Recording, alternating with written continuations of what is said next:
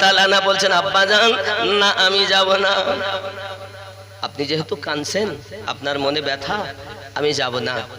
খাজা আব্দুল মুতাল্লিব বলছেন আমি যদি এরকম করি তাহলে তো বৌমা যাবে না, আর আমার দাদু ভাই যে আব্বা আব্বা করে কাঁদে তার তো আব্বারও রওজা জিয়ারত হবে না।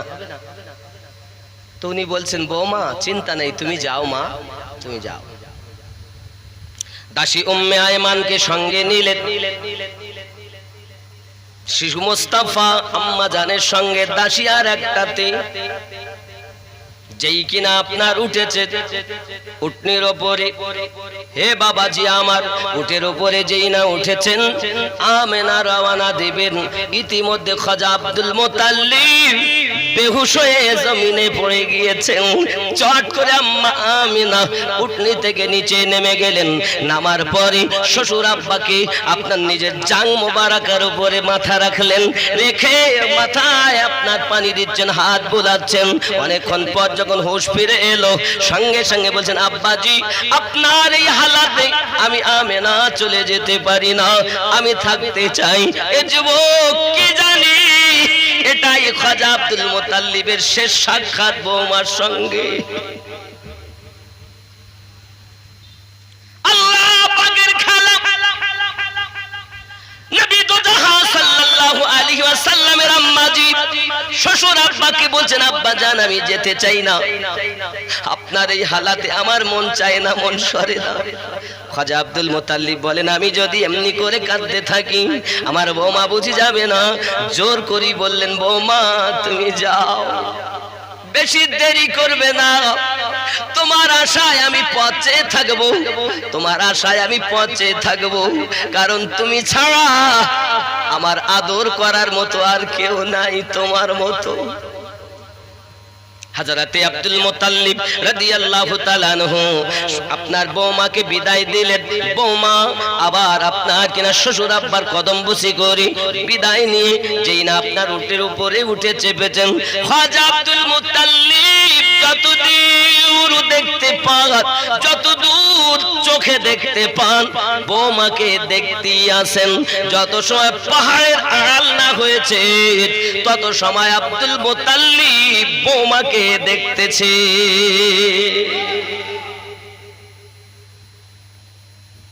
আব্বা আমার দাসী উম্মে আইমানের সঙ্গে আমার নবী পাকের আম্মা জান যখন ইয়াশরিব দেশ মানে এখন যার নাম মদিনাতুল মুনাওয়ারা, যে দেশটার নাম কি মদিনাতুল মুনাওয়ারা, এই দেশটার নাম কি ইয়াশরিব, মদিনা এখনো হয়নি। আব্বাজি আমার হযরতে আম্মা আমিনা রাদিয়াল্লাহু তাআলা আনহা যাবেন, সংবাদ পেয়ে গেছেন মদিনার মানুষ আমিনা আসছে তার বেটাকে নিয়ে। বাবা আমার কেউ দেখিনি কখনো মুস্তাফাকে এমন সমাধি, যখন হযরতে আমিনা আমার নবীজিকে নিয়ে যাচ্ছেন মদিনার মহিলারা মদিনার পুরুষেরা দেখতেছেন যেন পাহাড়ের দিক থেকে সূর্য উদিত হয়েছে। যুবকেরা আমার, নবী আমার যখন ইয়াশরিব দেশে পৌঁছালেন, ওই ইয়াশরিব দেশে আমার নবীর কদম কেউ জমিনে পড়তে দেয় না, এ কোলে নাই সে কোলে নাই, সবাই বলছে এই তো সেই মুস্তাফা যিনি শেষ জামানার পয়গম্বর, যে হবে কলকি আওতার। জোরে বলুন। মদিনায় দাসী উম্মে আয়মান আমেনাকে বলেন বোন আমি যখন এসেই গেছি তা আমার মন বলে আমি একটু মদিনার বাজারে বেড়াতে যাব, মানে ইয়াশরিবের বাজারে যাব, একটু দেখিনি কোনোদিন, মনে আশা, আর যখন এসেছি তো যাব। আমিনা বলছে বোন উম্মে আয়মান তুমি বাজারে যাবে, যাও, অসুবিধা নেই, তা আমি একা যাব না, মুস্তাফাকেও সাথে নিয়ে যাব। সুবহানাল্লাহ বলেন। দাসী উম্মে আয়মান যখন কথা বলেছেন সঙ্গে সঙ্গে আপনাকে না আম্মা আমিনা বলছেন ও বোন দাসী উম্মে আয়মান, ও গো উম্মে আয়মান আমার এই ছেলের সম্পর্কে তুমি কি জানো? এই ছেলেটার নাম যদি কেউ জিজ্ঞাসা করে খবরদার যেন পরিচয় দেবে না, বাপের নাম জিজ্ঞাসা করলে বলবে না, বাড়ি কোথায় বলবে না, শুধু ঘুরিয়ে নিয়ে আসবে, খবরদার পরিচয় দেবে না। মানা করে দিয়েছে আমেনা রাদিয়াল্লাহু তাআলার কথা শুনে দাসী উম্মে আয়মান যখন আমার নবীর হাত মোবারকা ধরে ইয়াশরিবের ওই বাজারের দিকে যাচ্ছেন, বাবা আমার রাস্তার মাঝে একজন তওরাতের পণ্ডিত রাহিব বসে আছে। ইয়াশরিবে ঢোকার আগে, বাজারের আগে দাসী উম্মে আয়মান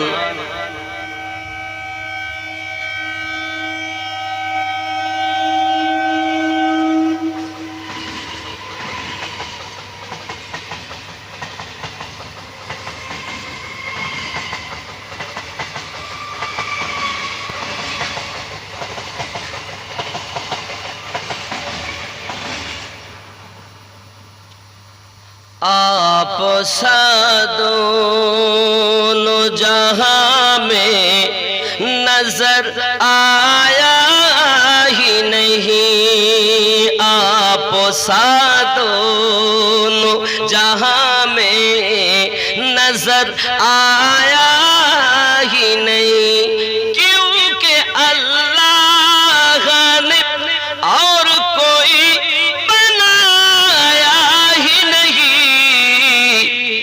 आप दोनों जहां में नजर आया ही नहीं, आप दोनों जहां में नजर आया ही नहीं। क्यों? क्योंकि अल्लाह ने और कोई बनाया ही नहीं, आप दोनों जहां में नजर आया ही नहीं। जोरे बोले मक्के में जो गया रास्ते से लौट आया, मक्के में जो गया रास्ते से लौट आया, মানে মক্কায় গিয়েছে, গিয়ে মক্কা দেখে তওয়াফ করে রাস্তা থেকে ফিরে এসেছে, মদিনায় যায়নি। বলছে মদিনায় যাওয়ার দরকার নাই। ইউটিউবে মৌলবীরা বলছে না, দেখবেন হজের আরকানের মধ্যে মদিনায় যাওয়ার নিয়ম নাই, মদিনায় না গেলেও হজ হবে। নাউজুবিল্লাহ বলে। मक्के में जो गया रास्ते से लौट आया,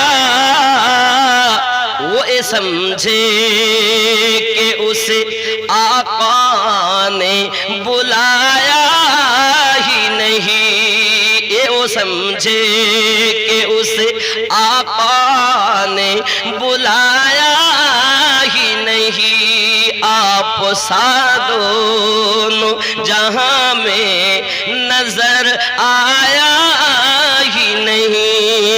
जोरे बोले যারা মক্কায় গিয়েছে রাস্তা থেকে ফিরে এসেছে, ও যেন মনে করে ওকে আমার দয়ার নবী ডাকেননি, ডাকলে তো যাবে।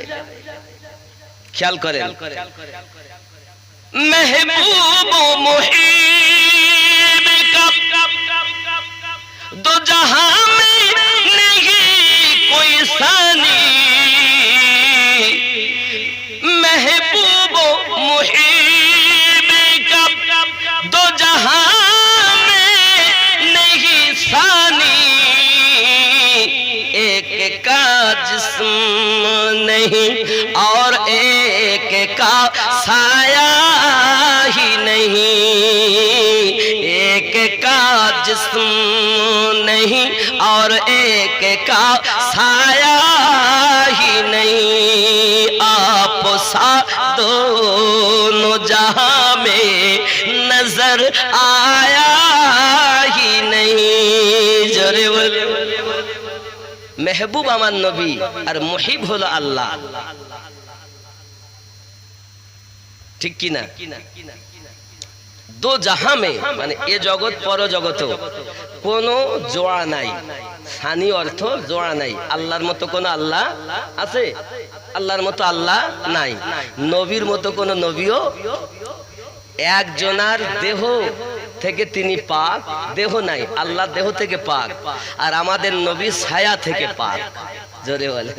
ঠিক এটাই এই নাতে বলা হয়েছে, মেহবুব মুহিব কা দো জাহান में नहीं सानी,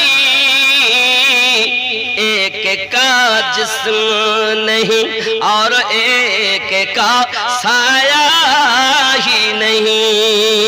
জোরে বলে। আমার নবী ছায়া আছে। যুবক, নাত বুঝলে অনেক, না বুঝলে কিছুই নাই। খেয়াল করে, কবর মে কাহা জব কাহা কবর जब कहा कब्र में मेरे सरकार ने ए मेरा है, फिर नकीरों ने मुझे हाथ लगाया ही नहीं। आप सा दोनों जहां में नजर आया ही नहीं। কবরে যখন গিয়েছি, নবী যখন বলেছেন ও আমার, তখন মুনকার নাকির আমার গায়ে হাতও লাগাননি। হায় হায় হায়। जब कहा कब्र में सरकार ने ए मेरा है, फिर नकीरों ने मुझे हाथ लगाया ही नहीं।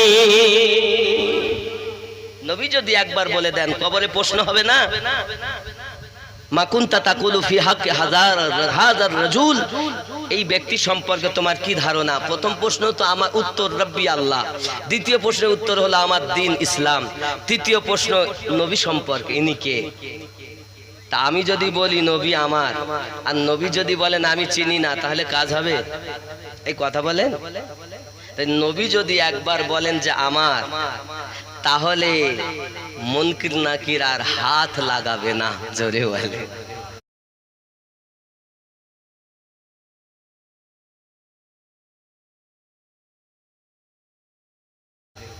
আব্বাজি আমার সোনামানিকেরা, চলুন না এগিয়ে যাই। হযরত উম্মে আইমান আমার নবীকে নিয়ে ইয়াশরিবের বাজারের আগে মনে আছে ঢুকছেন, এমন সময় ওই রাহিব সে দেখতেছে ছেলেটা তো আমি কিতাবে যা পড়ি সেই ছেলে। এমন সময়তে আপনারা গিয়ে গেছে, আগিয়ে যাওয়ার পরে বলতেছেন কে গো তুমি, তোমাদের বাড়ি কোথায়? উম্মে আয়মান কিছুই বলেন না। এই ছেলেটার আব্বার নাম কি? তাও বলেন না। এই ছেলেটার দাদুর নাম কি? তাও বলেন না। আপনার কিনা কোথা থেকে এসেছো? তাও বলেন না। আব্বা আমার, তোমার নাম কি? তাও বলে না। বলাই তো নিষেধ। সঙ্গে সঙ্গে ওই রাহিব বলে, ওগো মা, তোমায় বলতে হবে না, আমি শুধু বলবো, তুমি শুধু মাথা হিলিয়ে দেবে। আমি যদি সঠিক হয় তাহলে হ্যাঁ বলবে, আর যদি বেঠিক হয় তো মাথা হিলিয়ে না বলবে। ওই রাহিব যখন আপনার জিজ্ঞাসা করি, বলো না বলো না, এই ছেলেটার বাড়ি তো মক্কাতে। দাসী উম্মে আয়মান মাথা হিলিয়ে দেন হ্যাঁ। এই ছেলেটার দাদুর নাম আব্দুল মুতাল্লিব, এই ছেলেটার আব্বার নাম আব্দুল্লাহ, এই ছেলেটার মায়ের নাম আমেনা। এই ছেলেটা সাথে তুমি এসেছো, তোমার নাম দাসী উম্মে আয়মান। হযরত উম্মে আয়মান বলে, কেমন করে বাবুজি আপনি জানলেন? বলে তুমি বললে কি হবে, না বললে কি হবে? এই ছেলেটার সমস্ত বংশ তালিকা কোথায় যাবে, কি হবে, সব তৌরাতের ভিতরে লেখা আছে। আমি তৌরাতের হাফেজ, তৌরাত পড়ে বলতেছি। কথা বুঝতেছেন আব্বাজি আমার সোনামানিকেরা? এমনি কথা যখন আপনার কিনা ওই রাহিব বলেছি, দাসী উম্মে আয়মান মাথা হিলিয়ে দিয়েছে, সব কিছু তো আপনি সঠিক বললেন। সঙ্গে সঙ্গে বলছেন মাথা যখন হিলিয়েছে, জি হ্যাঁ সঠিক বলেছেন। সঙ্গে সঙ্গে আপনার কিনা ওই রাহিব বলতে চাচ্ছে, দাসী উম্মে আয়মান মাগো, তোমার হাত দুটি ধরে বলি মাও, তুমি আগিয়ে যেও না, তুমি ইয়াশরিবের বাজারে যেও না। আমার মতো অনেক মনীষী ঋষি বসে আছে, অনেক তৌরাতের পণ্ডিত বসে আছে, জব্বরের পণ্ডিত বসে আছি, খবরদার যেন তুমি আগিয়ে নিয়ে যাও না। হাজার হাজার দুশমন ওই বাজারে বসে আছে, তাকে যদি একাকী পেয়ে যায় তাকে কিন্তু কতল করে দেবে, তাকে কিন্তু ধ্বংস করে দেবে, যাতে দুনিয়াতে আল্লাহকে কেউ যেন না চিনতে পারে। ও দাসী উম্মে আইমান, আমি তোমার অনুরোধ করে বলি তুমি চলে যাও, এই শিশু মুস্তাফাকে দিয়ে তুমি বাড়িতে ফিরে যাও, নইলে অনেক দুশমন বাজারে ভরা রয়েছে। দাসী উম্মে আইমান আমার দরুদি নবীকে নিয়ে যখন আপনার ইয়াসরিব দেশে আর গেলেন না, বাজারে গেলেন না, ফিরে যখন আপনার চলেছেন, আম্মা আমিনা রাদিয়াল্লাহু তাআলা আনহা বলেন, ও গো বোন দাসী উম্মে আইমান, কি খবর, তুমি কেমন করে ফিরে এসেছো, এত জলদি কেমন করে এলে? সঙ্গে সঙ্গে বলছেন, বোন আমিনা, আমি গিয়েও যেতে পারলাম না, ব্যাপারটা কি? এই ঘটনা ঘটেছে। ও গো বোন আমিনা, আমি তো আপনার কথা পালন করেছি, কাউকে নাম বলিনি, বংশ পরিচয় দেইনি, বাপের নাম বলিনি, দাদুর নাম বলিনি, কিন্তু এরকম সংবাদ আমাকে একজন রাহিব রাস্তার মাঝে দেয়, ডাক দিয়ে আমাকে বলতেছি তুমি শুধু তার নাম আমি বলবো, তুমি শুধু মাথা হিলিয়ে তুমি হ্যাঁ আর না বলবে। ও গো বোন আমিনা,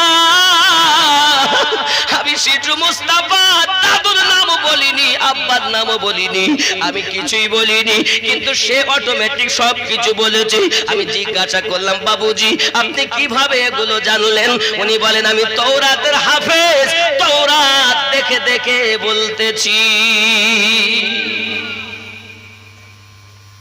আমাকে ফিরিয়ে দিয়েছে যে বাজারে যেও না, অনেক শত্রু আছে, তাকে মারবে, তাকে আঘাত করবে, নিয়ে যাও। বোন আমিনা, এর জন্য আমি ইয়াসরিবে ঢুকিনি, আমি ফিরে এসেছি। আব্বাজি আমার সোনা মানিকেরা, এমন করে ইয়াসরিব দেশে উনি থাকলেন, নানার লয়ে থাকলেন, আম্মা আমিনার বাপের লয়ে থাকলেন। আব্বাজি আমার সোনা মানিক, আম্মা আমিনার আব্বার নাম তো জানেন, আব্দুল ওয়াহাব। আরে আব্দুল ওয়াহাব কে ছিল জানেন? আব্দুল ওয়াহাব হলো আব্দে মান্নাফের ছেলে। সুবহানাল্লাহ বলেন। এ বংশ পরম্পরায় অনেক। যাই হোক বাবাজি আমার সোনা মানিকেরা, দাসী উম্মে আইমানে কথা বলার পরে ইয়াসরিব দেশে আর কয়েকদিন থাকলেন। থাকার পর আপনার কিনা ওখান থেকে এবার মক্কায় আবার ফিরে আসবেন বলে রওনা দিয়েছেন। আব্বা আমার মানুষজন শত্রু চতুর্দিকে। সত্য কখনো চেপে থাকে? থাকে বাবা, সত্য তো চেপে থাকবে না। চতুর্দিকে মানুষ কিন্তু সংবাদ পেয়ে গেছে, অমুক ছেলে পেয়েছি, যা নুরানি চেহারা, আর আমার নবীর চেহারা তো চন্দ্রের থেকেও সুন্দর। হায় হায়, হে সোনা মানিক আমার, যাই হোক না কেন, আমিনা রাদিয়াল্লাহু তাআলা আনহা যদি দেখেন 14 দিন, মতান্তরে 29 দিন, আম্মা আমিনা রাদিয়াল্লাহু তাআলা আনহা ওই ইয়াসরিব দেশে থেকে উনি রওনা দিয়েছেন। মানুষ দেখলে এ পথে অন্য পথে যান, সে পথে মানুষ দেখলে আরেক পথে যান, এইভাবে উনি যাচ্ছেন। বাবা আমার যেতে যেতে মাকামে আবা, যেখানে আমার নবীজির আব্বাজি শুয়ে আছেন, আব্বাজি আমার ওইখানেতে দূর থেকে আম্মা আমিনা বলছেন, ওগো বেটা মুস্তাফা, ওই দেখো তোমার আব্বা জানের রওজা, ওইখানে তোমার আব্বা শুয়ে আছেন। আব্দুল্লাহ রাদিয়াল্লাহু তাআলা ইন্তেকাল করেছিলেন না, তারপরে আম্মা আমিনাও এসেছিলেন, আব্দুল মুত্তালিবও এসেছিলেন। এ অনেক ওই ইতিহাস অনেক গুজরে গেছে অনেক আগে। আমি এমনি বলিনি যে 5 ঘন্টা যাবে ওদিক। আপনি দেখেন আমি কতদূর নিয়ে যেতে পারি জীবনীটা। এমন সময়তে হযরত আম্মা আমিনা রাদিয়াল্লাহু তাআলা আনহা আপনার করলেন কি, বেটাকে যখন বললেন, মুস্তাফাকে বললেন, দয়ার নবীকে বললেন, আমার দরুদি নবী আমার আব্বা জানের রওজার কাছে চলে গেছেন, আব্বা আমার এমনি করে রোনাজারি করছেন তিনি।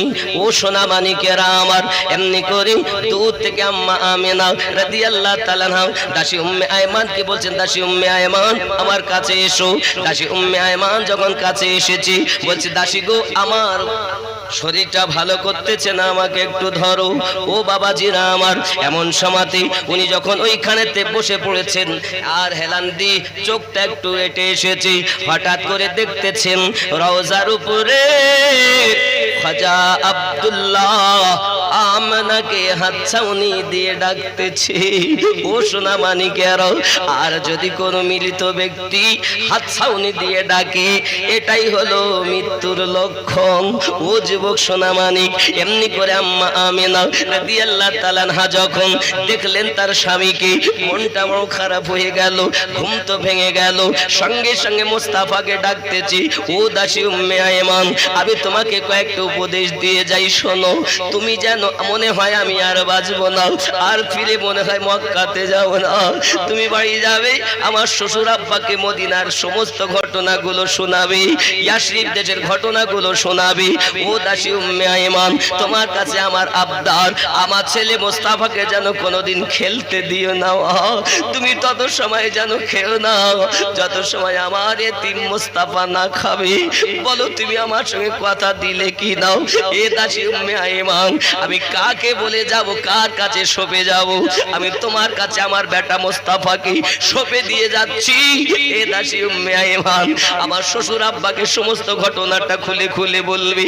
সোনামানি এমনি করে আম্মা আমিনা রাদিয়াল্লাহু তাআলা আনহা যখন দাসী উম্মে আয়মানকে বলতেছেন, সোনামানিকেরা আমার, দাসী উম্মে আয়মান বলেন, ও বোন আমিনা, আমি আপনার সমস্ত শর্তগুলো মেনে নিলাম। আমার মুস্তাফাকে একটু ডাকো। দয়ার নবী যখন আপনার কিনা আম্মার কাছে এসেছেন, আম্মা আমিনা বলছেন, বাবা মুস্তাফা, প্রত্যেকটি নতুন জিনিস একদিন পুরানো হয়ে যায়। আমি দুনিয়ায় এসেছি, আমিও চিরজীবন থাকবো না, আমি দুনিয়া থেকে চলে যাব।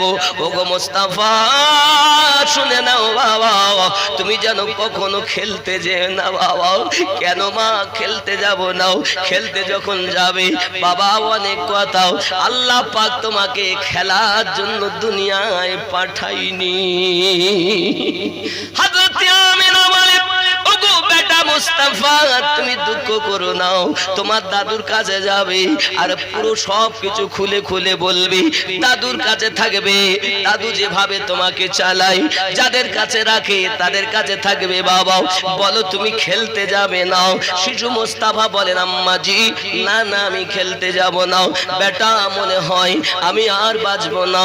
এমন করে কথা বলতে বলতে আম্মা আমিনা রাদিয়াল্লাহু তাআলা আনহা চিরজীবনের মতো ইন্না লিল্লাহি ওয়া ইন্না ইলাইহি রাজিউন পড়ে নিয়েছেন।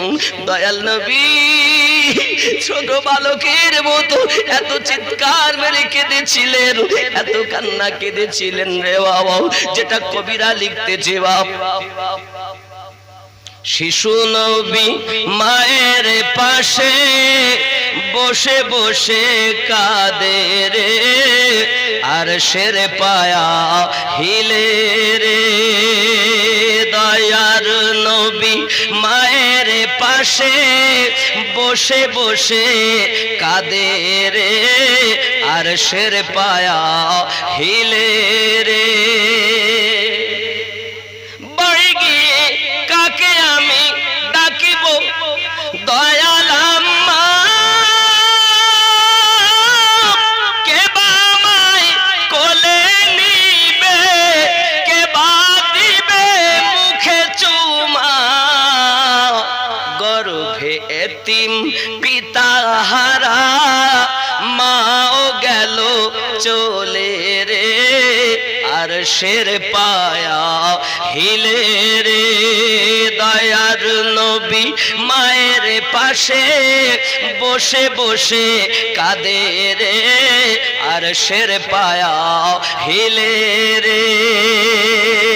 আল্লাহুম্মা মোহাব্বতে আলা আলি সাইয়্যিদিনা। আব্বাজি আমার সোনামানিকেরা, হযরত দাসী উম্মে আয়মান কাঁদতেছেন, প্রিয় রাসূল আপনার কাঁদতেছেন। পেটে থাকতে আব্বাস হারিয়েছেন, 6 বছর বয়সে চিরজীবনের মতো আম্মা হারিয়ে ফেলেছেন। দয়াল নবী আমার এমন কি বিশাল কান্না করেছেন সেখানে। আল্লাহ পাক আল্লাহ তাআলা 2 জন ফেরেশতা আসমান থেকে পাঠিয়ে দিলেন। জোরে বলুন। ওই ফেরেশতার মাধ্যম দিয়ে আপনার কিনা হযরত আব্দুল্লাহ রাদিয়াল্লাহু তাআলা নূর মাজারের উল্টা পাশে হযরতে আম্মা আমেনা রাদিয়াল্লাহু তাআলা নার মাজার মুকদ্দাসা হয়েছে। জোরে বলুন না ইয়া রাসূলুল্লাহ। ফেরেশতার মাধ্যমে দাফন হয়েছে আম্মা আমিনা। দাফন হওয়ার পর দাসী উম্মে আয়মান একটি উট আপনার খালি, আর একটিতে আপনার আমার দাসী উম্মে আয়মান আর আমার নবী চেপে আছে। যুবক আমার টুকটুক করে চলে আসছেন মদিনা ইয়াশরিফ দেশে চলে আসছেন। বাবা হযরত আব্দুল মুতাল্লিব রাস্তায় যদি কাউকে দেখেন জিজ্ঞাসা করেন আমার বৌমা আমেনাকে কি আসতে দেখেছো? বাবা প্রত্যেক দিন লাঠি ঠেকা দিয়ে বৌমানুর দাঁড়িয়ে দাঁড়িয়ে বৌমার অপেক্ষা করে। কত মায়া ছিল শ্বশুরের বৌমার সাথে।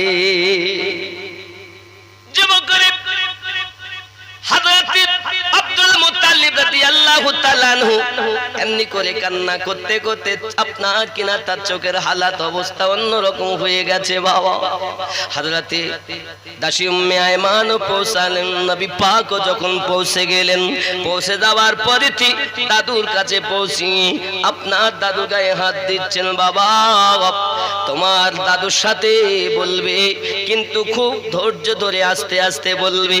মা বলে দিয়েছিলেন তোমার দাদু হলো বৃদ্ধ মানুষ, তোমার আমাকে বেশি ভালোবাসে, যদি বলো হয়তো সইতে পারবে না।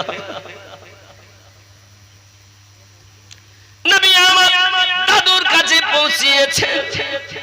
আব্বা নাই মা নাই, শিশু মুস্তাফা দাদুর কাছে পৌঁছিয়ে ফপিয়ে ফপিয়ে ডুকরে ডুকরে কাঁদছে।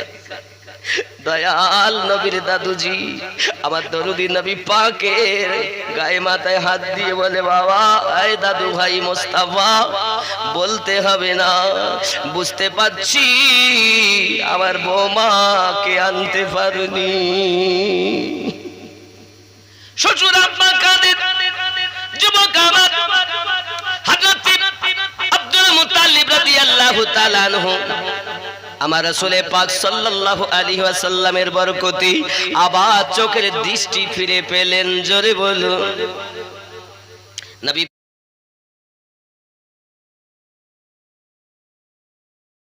পাকের দিকে তাকায়া দেখেন আমার নবীজির চোখটা একটু লাল বর্ণ হয়ে আছে। এত কান্না কেঁদেছেন নবী, চোখ দুটি লাল বর্ণ হয়ে আছে। আব্দুল মুত্তালিব বলেন দাদু ভাই তোমার চোখ দুটো লাল হয়ে আছে কেন? দাদু বলতে পারবো না, আমার আব্বাজি রওজার কাছে ছিলাম, আম্মা জানকে হারিয়ে ফেললাম, আমার চোখ লাল হয়ে গেছে। চলো তোমাকে ডাক্তার কবিরাজ করতে হবে, আমার একটা বন্ধু আছে সে ভালো কবিরাজ। খাজা আব্দুল মুত্তালিব বলছে তা চলো। এখন নবীকে নিয়ে দাদু গেছেন। এখন সেই বন্ধুর দরজায় গিয়ে আওয়াজ দিচ্ছে, তা আওয়াজ দিলে শুনতেই পাচ্ছে না, দরজাই খোলে না। কোথায় গেল? ভিতরেই আছে, কিন্তু এমন ধ্যান দিয়ে মশগুল হয়ে আছে কিতাব পড়তেছে তার খেয়ালই নাই। তিনবার খাজা আব্দুল মুত্তালিব ডেকেছেন, বাপ আমার দরজাই খোলে না, কি হবে? তখন মহান আল্লাহ পাক আল্লাহ তাআলার কি কুদরত, যে ঘরে আছে বাবা ওই ঘর মানে তো পাথরি এলাকা, তাও কিন্তু ওপরটা ইয়ে করা আছে, ছাদ মতো করা। তো বাপ ওই ছাদ যেন ভেঙে ফেলে দেবো, আল্লাহ পাকের ফেরেশতা বলছে যে পড়িয়ে না যায়, কারণ হাবিব দরজাতে, আল্লাহর হাবিব দরজাতে, দাদু দরজাতে বিয়াদবি না হয়ে যায়। মহান আল্লাহ পাক আল্লাহ তাআলার কি কুদরত, বাবা আমার ওই ছাদটা মানুষ যতই ধ্যানে থাক, যদি ছাদ স্প্রিং হয়, লিফট দেখেন উপরে ওঠে আবার নিচে নামে, আল্লাহ পাক প্রথম লিফট করেছিলেন ওই সময় আমার নবীর ওসিলায়। খেয়াল করেন, এখান থেকে বিজ্ঞানীরা লিফট তৈরি করেছে, যেটা এখন বলতে চাচ্ছি। এখন মুস্তাফা এবং দাদু দুইজনাতে দরজাতে, মহান আল্লাহ পাক আল্লাহ তাআলা ওই ছাদটাকে একেবারে ফেলে দিলে তো মরে যাবে। আবার মরেও যদি যায় তো এই আব্দুল মুত্তালিবের বন্ধুর দ্বারাতে আমার নবীরও কিছু পরিচয় হবে। আল্লাহ চান যে নবীর পরিচয় হোক, কারণ নবীর পরিচয় না হলে তো আমি আল্লাহরও পরিচয় মানুষ পাবে না, ঠিক কি না বাবা? এমন সময় আল্লাহ পাক করলেন কি, ওই ছাদটাকে এমন ভাবে মাথায় ঠেকিয়ে দিলেন, আর আবার উপরে যাচ্ছে, আবার নিচে আসছে, আবার উপরে যাচ্ছে, গায়েবী আওয়াজ আসছে। তখন দাদুর বন্ধু তওরাতের হাফেজ এত মশগুল ভাবে পড়ছিল, ও ভয়ে বাইরে এসে গেছে। সুবহানাল্লাহ। এ হলো লিফট, মাথায় লাগা আবার উঠে যাওয়া। কার বরকত? আমাদের নবীর বরকত। জোরে বলে, কথা বুঝতে পারছেন? আব্বাজি আমার সোনা মানিকেরা, এমনি করে আপনার কিনা যখন ছাদ উপজায় নিচে আসে, দেখে কিন্তু বড় আশ্চর্য হয়ে গেল। বাইরে যখন ভয়ে এসে গেছে, বাইরে এসে দেখতেছি দয়াল নবী যার চেহারা, যার নাক নকশাও তওরাতের ভিতরে পড়তেছে, সেই ব্যক্তি বাইরে দাঁড়িয়ে আছে। জোরে বলে, আব্দুল মুত্তালিব বলছে, বন্ধু গো, এত ডাকা ডাকি, তুমি আমার বাল্য বন্ধু, এত ডাকি তুমি শুনতে পাও না? বলে, এত মশগুল ভাবে পড়ছিলাম বন্ধু, আমার চোখ, চেহারা, নাক, জুলফে যাহা কিছু তওরাতে পড়ি, সেই নাক নস্কা আপনার সম্মুখে দাঁড়িয়ে আছে। বলে, এটাই তো আমার নাতি মুস্তাফা, যার আকাশে নাম আহমদ, যার জমিনে নাম মুহাম্মদ। জোরে বলুন সুবহানাল্লাহ। বন্ধুরে আমার, আই বন্ধু, আপনার কাছে আমি একটা কারণে এসেছি। আমার দাদু ভাইয়ের চোখ হলো লাল, এই চোখ লাল, একটু ওষুধ দাও, দাওয়াই দাও, কবিরাজি করো, যাতে এই ছেলেটার চোখ ভালো হয়ে যায়। সঙ্গে সঙ্গে খাজা আব্দুল মুত্তালিবের বন্ধু রাহিব আপনার বলতে চাচ্ছে, সে তওরাতের পণ্ডিত, বলতে চাচ্ছে, বন্ধু গো, এই ছেলেটা এমন ছেলে, এই ছেলেটার উপরে দুনিয়ার কোনো দাওয়াই কাজ করবে না, সে তো নিজেই মহা ঔষধ। জোরে বলে, দুনিয়ার হাকিমগিরি চলবে না। আল্লাহ তো এনাকে এমন বানিয়েছেন, দুনিয়া সমস্ত হাকিমের হাকিম। জোরে বলে, তা আমি কি হাকিমগিরি করব? আমার দ্বারাই সম্ভব না। তাই কি বলে, আমার ছেলের চোখ ভালো হবে না? হ্যাঁ হবে। কিভাবে হবে? তো যে ওই তোমার দাদু ভাইয়ের থুতু মোবারক নিয়ে নিজের থুতু নিজের চোখে লাগিয়ে দাও, আল্লাহ পাক ভালো করে দেবে, কারণ তিনি হাকিমের হাকিম। জোরে বলে, আল্লাহ তাকে সমস্ত হাকিমের শ্রেষ্ঠ হাকিম বানিয়েছে, নাকি বলেন? আমার দরুদি রাসূলের থুতু মোবারকা নিয়ে আমার রাসূলের পাকে দুই চোখে দেওয়া হয়, সঙ্গে সঙ্গে লাল পান কেটে যায়। আরো জোরে, আমার নবী পাকের থুতুর কত বরকত না? হ্যাঁ আব্বাজি আমার সোনা মানিকেরা, হযরত আব্দুল মুত্তালিব রাদিয়াল্লাহু তাআলা আনহু নিজের কাছে আপনার রেখেছেন, কিন্তু বাবা বৃদ্ধ হয়ে গেছেন। হঠাৎ তার 9টি ছেলেকে, 9টি বৌমাকে কাছে ডেকেছেন। 10টা ছেলে, মানে খাজা আব্দুল মুত্তালিবের ছোট স্ত্রীর 2টো ছেলে। একটি ছেলের নাম আবু তালিব, আর একটি ছেলের নাম আব্দুল্লাহ। জোরে বলুন, আরো জোরে বলুন। আব্দুল্লাহ রাদিয়াল্লাহু তাআলা যেহেতু ইন্তেকাল করেছেন, তাহলে আর 9 জন আছে। 9টা ছেলে, 9টি বৌমা। কথা কি বুঝতেছেন নাকি? রাসূলের জীবনী, যেহেতু নবী দিবস। আব্বাজি আমার এখন সবকে ডেকেছেন, বৌমারাও এসেছেন, ছেলেরাও এসেছেন। খাজা আব্দুল মুত্তালিব বলছে, দেখো আমি তো থাকবো না, বয়স হয়ে গেছে। এই ছেলেটা, এর আব্বা আছে? বলছেন না। এর মা আছে? তো না। এর সাহারা বলতে আমি। তোমাদের মধ্যে এর দায়িত্ব নিতে হবে, নিজের থেকে বেশি তাকে মোহাব্বত করতে হবে, নিজের সন্তানের থেকে বেশি ভালোবাসতে হবে। কে আছো তোমরা বলো? কেউ তো বলতে পারছে না। এখন আবু তালিব হলো আপন চাচা, আর গুলো সব কিন্তু অন্য মায়ের। সেও চাচা, তারাও কিন্তু অন্য মায়ের। কথা বুঝতে পারেননি না? জি। এখন সবাই কেউ তো মানতে চাইলো না, রাজি হতে। নিজের ছেলের থেকে নবীকে ভালোবাসা যায়? কেউ রাজি হয়নি। একমাত্র আবু তালিব তিনি রাজি হয়েছিলেন। জোরে বলুন। বৌমাকে ডাক দিলেন। বৌমার নাম কি জানেন? ফাতেমা বিনতে আসাদ। আবু তালিবের স্ত্রীর নাম ফাতেমা বিনতে আসাদ। ও বাবা, আপনি জানেন অনেক শান।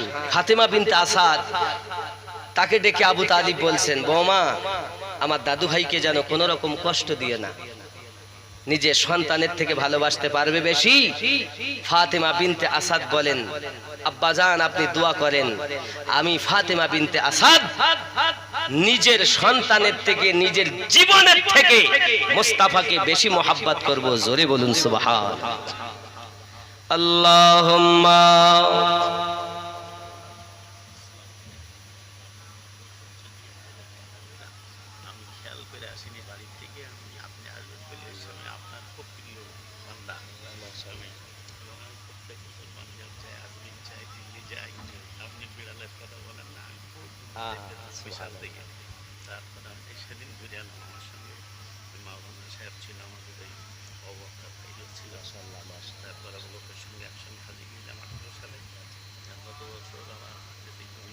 আপনার ফোন নাম্বারটি দিয়ে দেন। ফোন নাম্বার দিয়ে আপনার সাথে পরে কথা। কি নাম ভাইজান আপনার? রুহুল আমিন মন্ডল। আমার ভাইজান বড় মোহাব্বত করেন, ওলি আল্লাহর পাগল মানুষ। একটা মাদ্রাসা আছে, আমি উদ্বোধন হয়েছে। মাদ্রাসার নাম কি জানেন? নকশবন্দিয়া মুজাদ্দিদিয়া সুন্নি মাদ্রাসা। আমার বাড়ির সামনেই। কথা বুঝতে পেরেছেন? নকশবন্দিয়া মানে বাহাউদ্দিন নকশবন্দ, মুজাদ্দিদিয়া মানে ইমামে রব্বানি, যিনি 1000 বছরের মুজাদ্দিদ। আমি ইমামে রব্বানির 14তম আওলাদ। সেই আওলাদের খলিফার আওলাদের কাছে বায়াত। জোরে বলুন, আরো জোরে বলুন। আমি নকশবন্দিয়া মুজাদ্দিদিয়া তরিকায় বায়াত। একটা মাদ্রাসা আল্লাহ আপনাদের দোয়ায়, আপনাদেরই টাকায় হয়েছে। আমি জলসা করে যাই, অল্প কিছু রেখে সব মাদ্রাসার পিছনে দেই। জায়গা কিনে এ করে 60 লাখের ঊর্ধ্বে ব্যয় হয়ে গেছে। কথা বুঝেছেন? কিন্তু ওয়াহাবি নবীর দুশমন চলবে না, সুন্নি। মাদ্রাসার নামটা ভালো করে শুনে নেন, নকশবন্দিয়া মুজাদ্দিদিয়া সুন্নি মাদ্রাসা। ওই মাদ্রাসার নাম শুনে ভাইজান 1000 টাকা দিলেন। বাবা, আপনাদের কাছে বলবো, 1 টাকা পারেন, 5 টাকা পারেন, 10 টাকা পারেন, দিয়ে দেবেন ওখানে, ইনশাআল্লাহ মাদ্রাসায় যাবে। আর ছেলে চাইবে আপনাদের কাছে। আমি আশা রাখি ওই মাদ্রাসায় আপনার ছেলে নবীর দুশমন হবে না, আর আলু হবে না। আলু মানে বোঝেন, সব তরকারিতে চলে,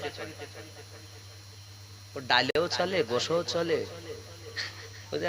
বেগুনেও চলে, যার সাথে দিবেন আলু চলবে। তা আমাদের মধ্যে আমরা বক্তা যারা দেখবেন আমরা আলু হয়ে গেছি, সব জায়গায় যায়, খালি টাকা। কিন্তু আল্লাহ রহমত, এ পর্যন্ত আমি ওয়াহাবিদের দাওয়াত নেই না। খালি এক জায়গার কথা বলি, একজনের এসেছিল, তারা এসে বলেছিল মাদ্রাসা 6 থেকে 7 কোটি টাকার বাজেট আমার। কথা বুঝেছেন? কিন্তু বললো আপনার মাদ্রাসা যা ব্যয় হবে আমার যোগাযোগ আছে, বাইরে থেকে টাকার ব্যবস্থা করে দেব, আপনি শুধু কিয়াম করবেন না। কি করলে হবে না? কিয়াম করবেন না। বলছে ভাই আপনারা কি? বলছে আমরা সব সিলসিলার লোক, আগে কিয়াম হতো, এখন আর হয় না।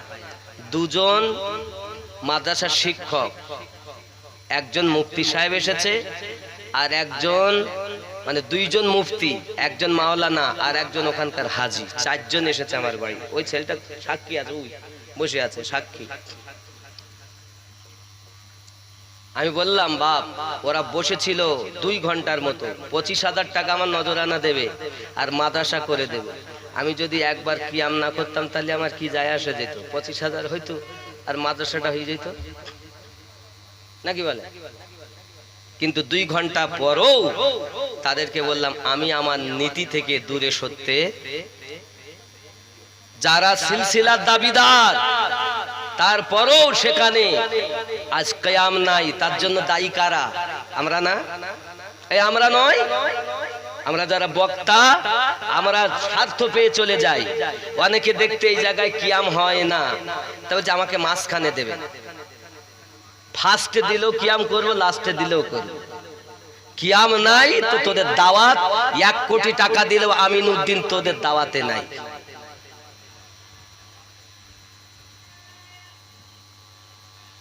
আমরা কিয়াম ফরজ মনে করে করি না, আমরা রাসূলে পাকের মোহাব্বতে মিলাদ ও কিয়াম করি। জোরে বলুন।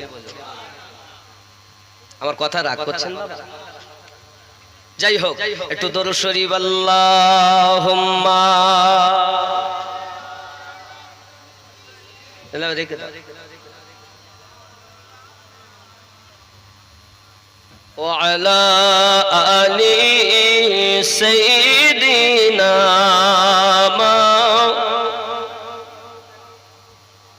বাবজি আমার নবী পাক সাল্লাল্লাহু আলাইহি ওয়াসাল্লাম সেখানে বসে দাদুর সঙ্গে এবং চাচা চাচি আম্মারা বসে খাজা আব্দুল আপনার কিনা আবু তালিব নিজে দায়িত্ব নিয়ে নিলেন, ফাতেমা বিনতে আসাদ তিনি দায়িত্ব নিয়ে নিলেন সন্তানের থেকে বেশি মহব্বত করব। যুবক আমার বাড়িতে নিয়ে গেলেন, যত্ন আপ্যায়ন করে আমার নবীকে লালন পালন করেন। বাবা আমার যখন আমার নবী পাক সাল্লাল্লাহু আলাইহি সাল্লামের 8 বছরের মতো বয়স হয়েছিল, 8 বছরের মতো বয়স হয়েছে, দাদুজি দুনিয়া থেকে ইন্তেকাল করেন। কিতাব লিখতেছে ওই সময় খাজা আব্দুল মুত্তালিবের বয়স ছিল 120 বছর। কত 120 বছর বয়সে দাদু আব্দুল মুত্তালিব ইন্তেকাল করেছিলেন। পুরো দায়িত্বটাই আমার নবী পাকের নিয়েছিলেন আবু তালিব এবং তার স্ত্রী। আরো জোরে বলুন সুবহানাল্লাহ। আব্বাজি আমার সোনামানিকেরা, অনেক কথা পৃথিবীর সরজমিনে আমার আপনার নবী সাল্লাল্লাহু আলাইহি ওয়াসাল্লামের দায়িত্ব যখন নিয়েছেন, চাচা বা কোথায় যাবেন? চাচা আবু তালিব বলেন আমি ব্যবসায় যাব তেজারাতে। নবী পাক বলেন চাচা আমিও যাব। মুস্তাফাকে তো আপনার নিয়ে যেতে চান না, কিন্তু বাবা মা যাবেন, চাচা ছাড়া তিনি থাকবেন না। যুবক আমার আম্মাজি ফাতেমা বিনতে আসাদ তিনি আসার সময় একটা পাত্রতে আপনার কিনা খাবার দিলেন।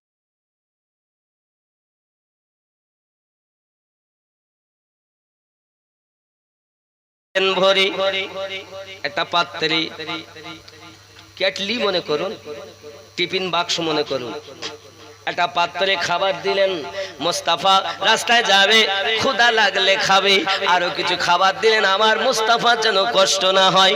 যুবক আমার চলে যাক, যেতে যেতে যুবক আমার কয় অনেকজন সঙ্গে সাথী পেয়ে আমার নবী পাক সাল্লাল্লাহু আলাইহি সাল্লামকে নিয়ে চাচার সঙ্গে তেজারাতে যাচ্ছেন। বাবা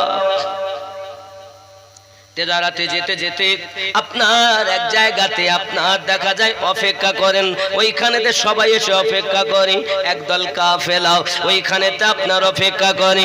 বাবাজি ওইখানে একজন তাওরাতের পণ্ডিত আছে, তার নাম লিখতেছে, তার কথা বলা হয়। যুবক আমার সে বড় কৃপি, কোন মানুষকে খেতে দেয় না, কোনদিন দেয় না, আর যদিও দেয় তো বিনা স্বার্থে দেয় না।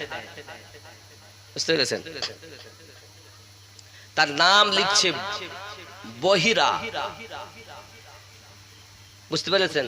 এই বহিরা খুব বড় আপনার তাওরাতের পণ্ডিত। সে আপনার করে কি জানেন? দেখতেছে কাফেলা যে এসেছে, ওই কাফেলার মাঝে একটি ছেলে এসেছে যার মাথার উপরে এক টুকরো মেঘ ছায়া করে আছে। দূর থেকে দেখেছে, ফলো করেছে, আর ওইখানেতে উঁচু জায়গায় পাথরের উপরে বসে গেছেন। তো উনি বলছেন এই পাথরে অন্য কেউ বসতে পারে না, একমাত্র নবী ছাড়া। জোরে বলে। ওই বহিরা তার চাকরকে ডাক দিয়ে বলছে, চাকর এক কাজ করো, ওই যে কাফেলা এসেছে, কাফেলাদেরকে আমার বাড়িতে কালকে দুপুরবেলা জিয়াফত দিয়ে এসো।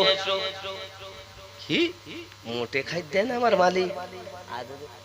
মানে আজ রাত্রে আজ ওদের এখানে যেহেতু রেখেছে, তো ওদের কি জিয়াফত আমার বাড়ি।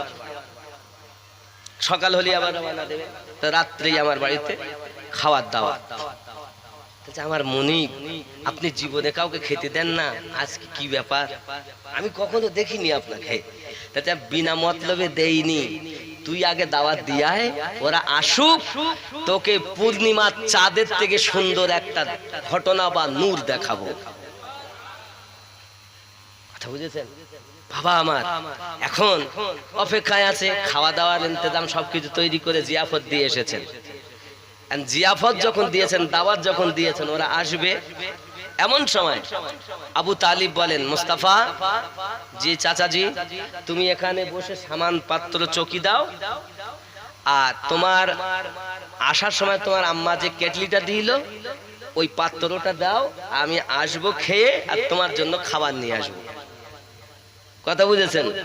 খাজা আবু তালিব করেন কি, এমন সময়তে আপনার কিনা সকল যারা যাত্রী সঙ্গে ছিল সকলকে নিয়ে যখন ওই আপনার বহাইরার বাড়িতে আপনার গিয়েছে, বহাইরা তার চাকর অপেক্ষা করে যে এখনই হয়তো আমি দেখতে পাবো নুরানি চেহারা, কিন্তু সবাই এসেছে, আমার নবী তো আসেননি। এমন সময়তে বহাইরাকে বলছে তার চাকর, ওই মুনিব কোথায় দেখলাম না? বলে যার জন্য যা করলাম তাকেই তো পেলাম না। কি হলো? যা ওরা কি করবো, খেতে দিব? তাতে এসে যখন গেছে মেহমান, খাবারও যখন তৈরিতে খেতে দাও, ওদেরকে খেতে দেয়।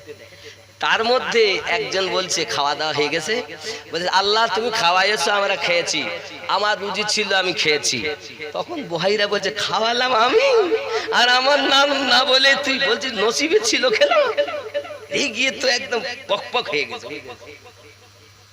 বন্ধু আমার, বহাইরা রাগ করে আছে, যুবক আমার এমনি অবস্থার মাঝে আপনার কিনা তাকে যখন বকাঝকা করে, আবু তালিব বলেন বকবেন না, সে বোঝে না, জানে না, তাই বলেছে। সত্যই কোনো চিন্তা নাই, চিন্তা আপনি করবেন না। আবার এমনি সমাজে যখন এই কথাগুলো বলা হয়, তখন বলছে আবু তালিবকে ওই বহাইয়েরা, শোনো তোমরা নিশ্চিত সবাই আমার দরবারে আসনি, কেউ না কেউ আসে। না সব এসেছি, না আসনি একজন কেউ না কেউ বাকি আছে, কারণ আমি দেখেছি मदीने से यूं ही नहीं मेरे आका का रोज़ा मदीने में है।